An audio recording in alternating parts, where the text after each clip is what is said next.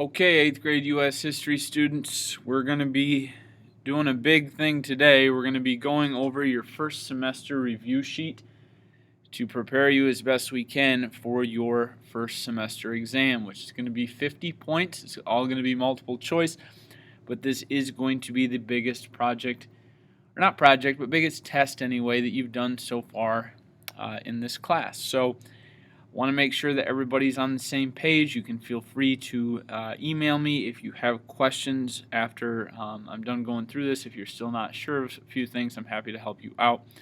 But your first semester exam is scheduled for your next day of class after this. So just be aware of that and make sure you're getting as much of this stuff filled out as you can. Yesterday, obviously, you spent some time on your own getting this done, so hopefully you have a lot of this, but if you don't, I want to make sure I'm able to fill in some of those gaps for you. Talking about George Washington, we talked about him in a variety of different roles, so again, make sure you're putting this stuff into your own review sheets, and so you have this to prepare for your exam. Washington, of course, was the first president of the United States, but before we talked about him as President Washington, we definitely spoke about him as well as General Washington, as he was the commanding general of the Continental Army that led us through the American Revolution. He was also president at the Constitutional Convention. We watched the Charlie Brown movie where Washington helped us in our nation to form a new constitution, replacing the Articles of Confederation. As his time as president, he of course encouraged us to stay neutral with other countries, to stay out of other people's business. He set many precedents as president, including having a farewell address, having a cabinet, and only serving 2 terms as president. So him and his leadership role is really kind of what you need to know about all those different facets that we've discussed with Washington. The French and Indian War. We didn't talk a lot about this, but this is basically where we began our school year talking about this French and Indian War. Remember, this is a very oddly named war because it's actually the French and Indians fighting on the same side against the British and the colonies, aka us as American citizens. Keep in mind that we helped the British to defeat the French and Indians, and that the British get all land east of the Mississippi River. This is where some animosity, in other words, some bad feelings between the colonies and Great Britain really begin, as many Americans are upset that they didn't get land, they didn't get reimbursement, they basically didn't get paid, in a sense, to help the British win this land in the French and Indian War. So, again, this is kind of where this whole thought process of maybe not liking the British or feeling like they're treating us unequally kind of begins. And that, of course, leads us into the American Revolution. We know that there's a series of events like the Boston Massacre, the Boston Tea Party, many of the different taxes that are all a part of things happening. The battles at Lexington and Concord, where you also have Paul Revere and William Dawes warning that the British are on their way. The 5 people killed in the massacre, including Crispus Attucks, America's first martyr, meaning the first person to die for their cause or their country. We talked about the Intolerable Acts, which was the British response to many of the things going on in the colonies, where the British basically doubled down and said, no, we're going to control this environment. We're going to close down the port of Boston. We're not going to let groups meet. We're going to put troops in your homes, higher taxes, all things that the British were doing that really irritated the colonies. Of course, the colonists responded again with the Boston Tea Party. These are all just different events. The Townshend Acts, everyday taxes on items such as glass, lead, paper, paint, and tea. And again, we talked about the bitterness after the French and Indian War. Treaty of Paris, of course, 1763 is what ends that French and Indian War. There's another Treaty of Paris that ends the American Revolution, but this first one ends the French and Indian War that we're talking about here. On to the Revolution itself. July 4th, 1776, I told you guys to memorize this date. That is Independence Day in the United States, and obviously a big day in U.S. history because that's when we officially declared independence from the British.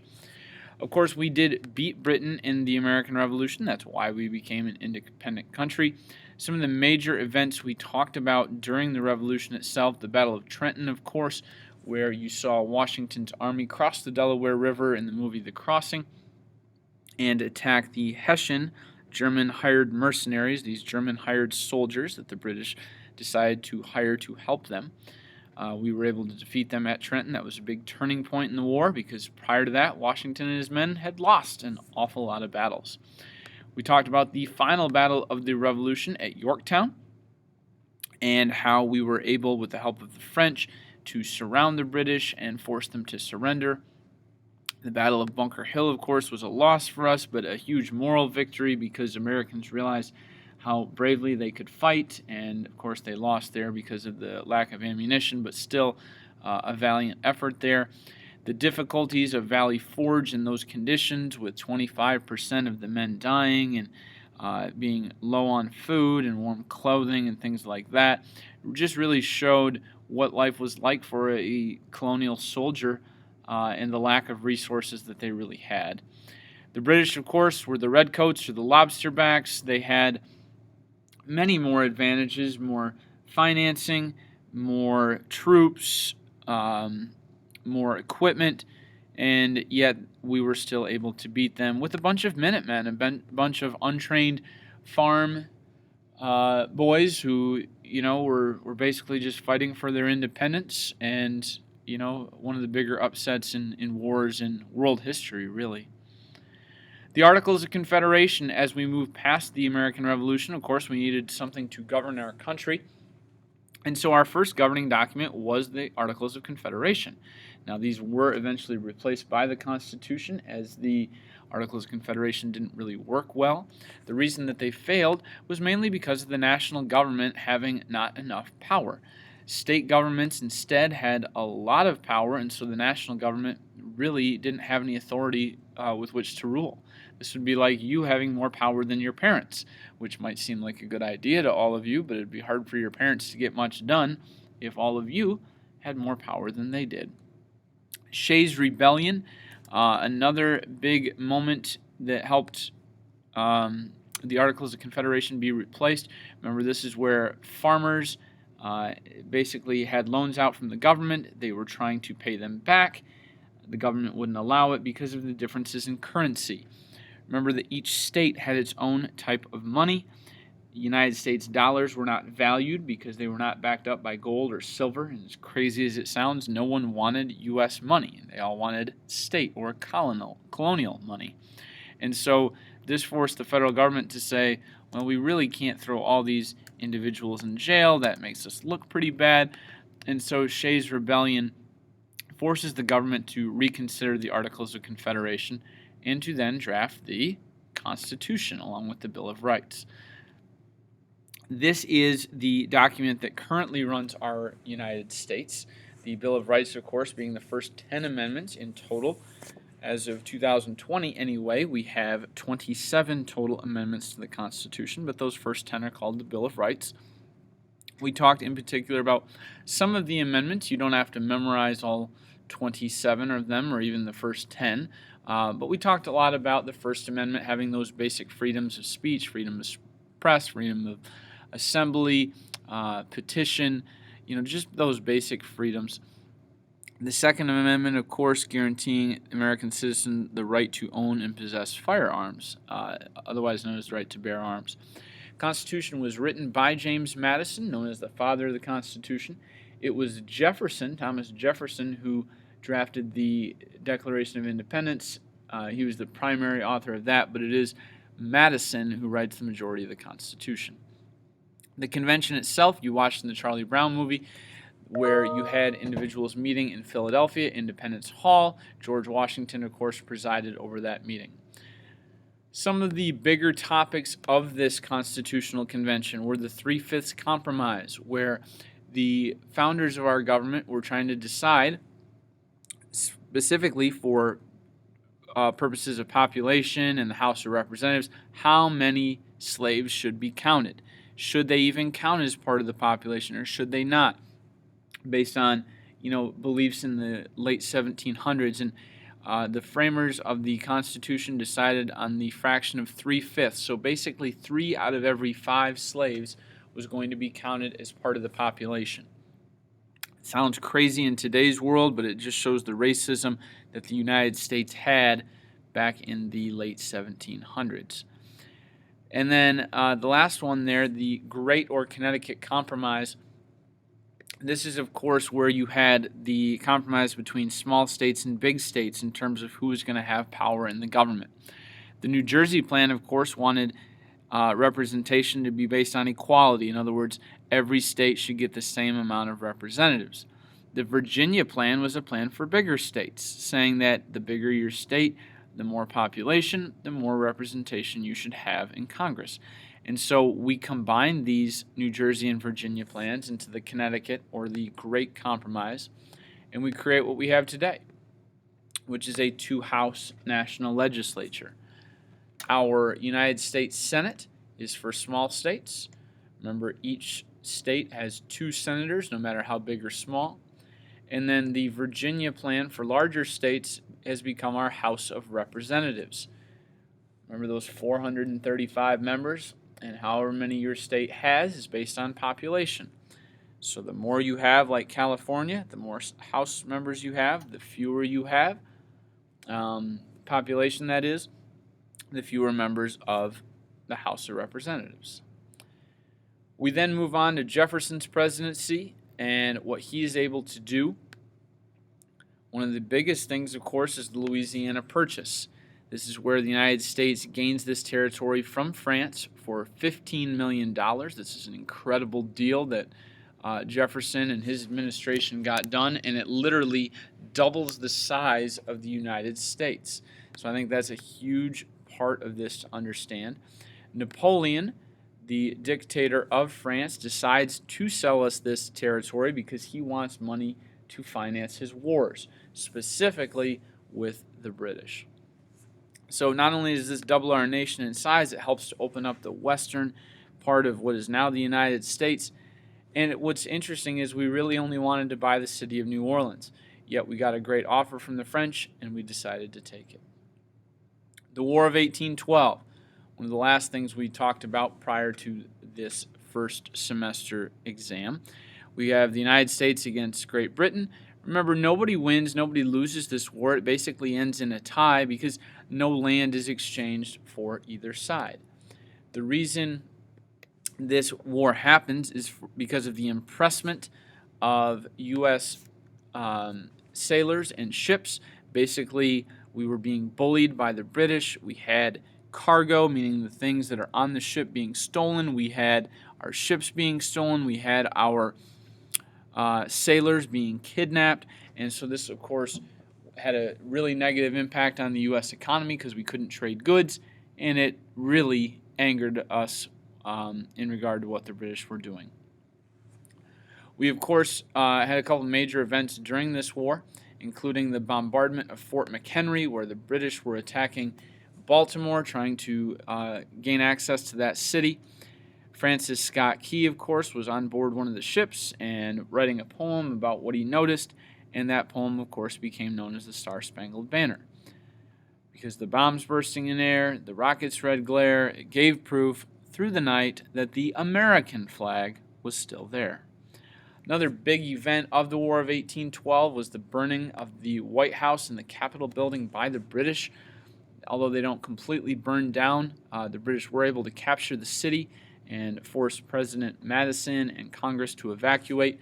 Fortunately for us, First Lady Dolly Madison is able to preserve some of those artifacts as she grabs them when she realizes the British are on their way.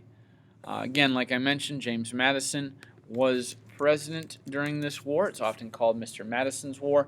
And the Treaty of Ghent, which was signed in Belgium, officially ends this war on December 24th, 1814. You don't need to know that date. It's just know that the war itself was about 2.5 years or so.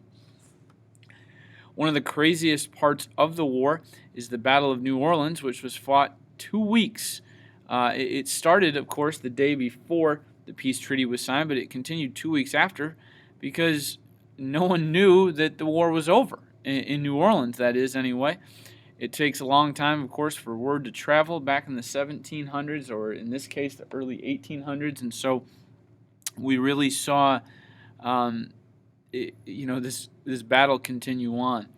Although for a guy named Andrew Jackson, this is still an important battle because it solidifies the end of the war, and really Jackson himself is going to become a national hero because of this battle, as even though he was outnumbered 2-1, he was still able to secure a really important victory and make sure that the War of 1812 was going to be all done. Lewis and Clark, we also talked about, especially after the Louisiana Territory. They were sent by President Jefferson to go explore. Jefferson really wanted to know what was out there in this new land that he purchased. They only lost one member on the trip, which was a guy named Charles Floyd. He was the only person to die. And again, what's incredible about that, they go out west basically not knowing anything. Their jobs, they had 4 in particular that they had to do. They had to find a water route to the Pacific. They used the Missouri River for most of this. Although they didn't find a 100% water route, the Missouri River, of course, helped them get a long ways out there. They needed to make peace with Native American tribes, which for the most part they were successful in doing. They had to document new plant and animal species, which they did, and they also needed to make maps of the new way out west, which they did. This was a very lucky trip for Lewis and Clark because they survived many different obstacles along the way that you watched in the movie or that you read about or looked at with the pictures activity that we did. And one of the greatest aids to Lewis and Clark was a Shoshone Native American woman named Sacagawea, or sometimes called Sacagawea. She helps them along the trip. She translates for them. She basically acts as a tour guide. And so many historians feel that without Sacagawea, this journey may not have been possible and Lewis and Clark may not have been successful.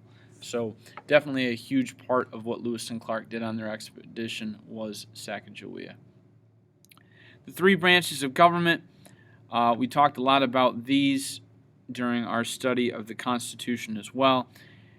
You do need to know these for your tests, so make sure you understand each of the 3 branches and kind of what they do. The legislative branch, of course, makes the laws.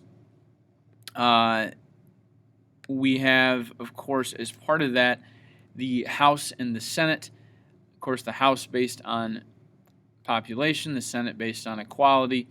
Our current state senators are Debbie Stabenow and Gary Peters, and our current representative for the House of Representatives is John Moolenaar. Until I have to update these from years past. Our president, of course, is the leader of the executive branch. The president's job, of course, is to enforce or to carry out laws. Our current president is, of course, Donald Trump. If I could spell, that would be even better yet, huh, guys? And the vice president, of course, is Mike Pence. And then we also have the president-elect, meaning although he hasn't taken over yet, he is slated to be the next president, which is Joe Biden. And the vice president-elect, meaning this person will be the next vice president, is Kamala Harris. And of course, like I said, the job of the executive branch is to enforce or carry out the laws. The judicial branch is led by the United States Supreme Court. Keep in mind you do want to have that United States in there because there are other Supreme Courts at state levels. John Roberts is the Chief Justice of the Supreme Court, so although he doesn't have any more power than any of the other Supreme Court judges, he is basically the highest ranking official because he leads the meetings as the Chief Justice. And their job as the judicial branch is to interpret the laws, to look at the laws that Congress has and determine whether they are okay or not okay based on the Constitution. Some things about U.S. geography. These are just kind of some general concepts that we've been learning about all year. course, the Atlantic Ocean is on the eastern side of the United States. The Pacific Ocean is on the west. For all the maps that we're going to look at in this class, up on a map is the direction of north.